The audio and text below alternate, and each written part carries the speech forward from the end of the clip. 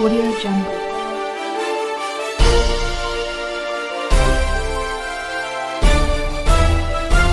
Audio Jungle. को लेकर चलते हैं उत्तर प्रदेश, जहां पर बीजेपी के पास राम है तो अब सपा और बीएसपी ने भगवान परशुराम का दामन थामा है। अखिलेश यादव और मायावती 2022 के विधानसभा चुनाव में 11% ब्राह्मण वोट पर सेंध लगाने के लिए परशुराम को राजनीति के अखाड़े में लाकर खड़ा कर दिया है।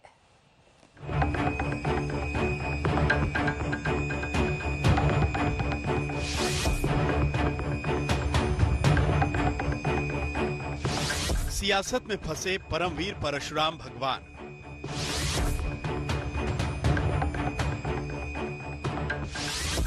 अखिलेश और मायावती का ब्राह्मण कार्ड, -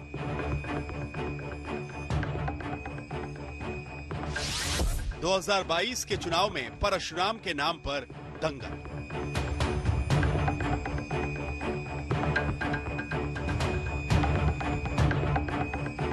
यूपी में 2 साल बाद चुनाव है, लिहाजा जातीय समीकरण साधने के लिए गोलबंदी शुरू हो गई है। इस बार सियासी संग्राम में बीएसपी और समाजवादी पार्टी ने परशुराम भगवान को राजनीति के केंद्र में उतार दिया है।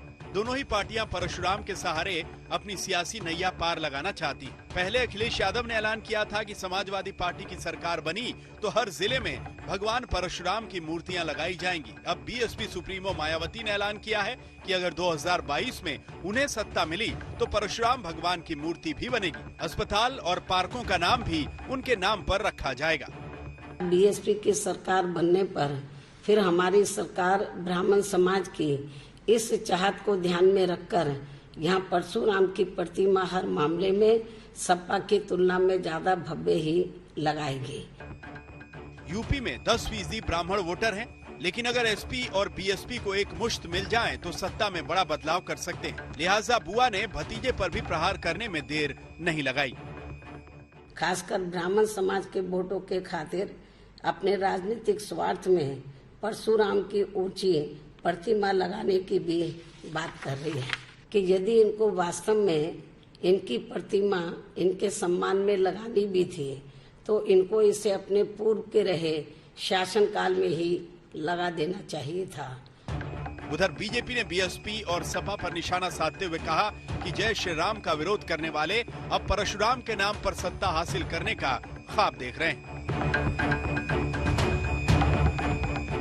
विकास दुबे के एनकाउंटर के बाद सोशल मीडिया पर योगी सरकार के खिलाफ ब्राह्मण समाज का गुस्सा देखने को मिला था, लेकिन 2 साल बाद सोशल इंजीनियरिंग का फॉर्मूला चलेगा या फिर विकास और राष्ट्रवाद का, ये देखने वाली बात होगी। कन्नौज से नीरज श्रीवास्तव के साथ कुमार अभिषेक, लखनऊ, आज तक। चुनाव 2 साल बाद होने हैं, लेकिन जातीय गोलबंदी के कवायद अभी से पार्टियों की ओर से शुरू की जा चुकी है। फिलहाल ब्राह्मणों की स्थिति उत्तर प्रदेश में क्या है उसके बारे में आपको बता देते हैं। आखिर क्या वजह है कि मायावती और अखिलेश यादव ब्राह्मण को अपने पाले में लाने की कर रहे हैं कोशिश। उत्तर प्रदेश में 11% ब्राह्मण है, हम आपको दिखाएंगे इस बड़ी सी स्क्रीन पर। यूपी में ब्राह्मण वोट पर चुनावी नजर कैसे ही बनी हुई है। परशुराम को एसपी बीएसपी का प्रणाम। 11% ब्राह्मण वोटर हैं उत्तर प्रदेश में। 2019 लोकसभा चुनाव में बीजेपी को ब्राह्मण वोट 80% तक मिला था। 80% ब्राह्मणों ने भारतीय जनता पार्टी को वोट किया था, प्रचंड जीत हासिल की थी। उत्तर प्रदेश में 2017 विधानसभा चुनाव में बीजेपी को ब्राह्मण वोट 80% तक गया था। अपर कास्ट वोट 80% तक ब्राह्मणों का वोट मिला था।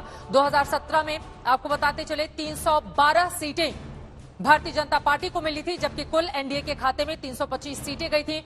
समाजवादी पार्टी यादव मुस्लिम वोट बैंक उसका माना जाता है, यादव 9% है, जबकि बीएसपी दलित वोट बैंक को भी अपने पाले में लाने की कोशिश करती है। मायावती तकरीबन 22%। 2007 में मायावती ने जीत हासिल की थी, ब्राह्मणों ने तब मायावती को वोट किया था। उसके बाद 2012 में अखिलेश यादव की सरकार बनी थी और 2017 में शानदार तरीके से 325 सीटों के साथ एनडीए काबिज हुई। भारतीय जनता पार्टी ने प्रचंड लहर में अपनी सरकार बनाई और अब ब्राह्मणों को अपने पाले में लाने की कोशिश यहां पर एसपी बीएसपी इन दोनों ही पार्टियों की।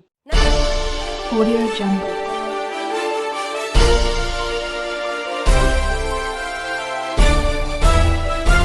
Audio Jungle.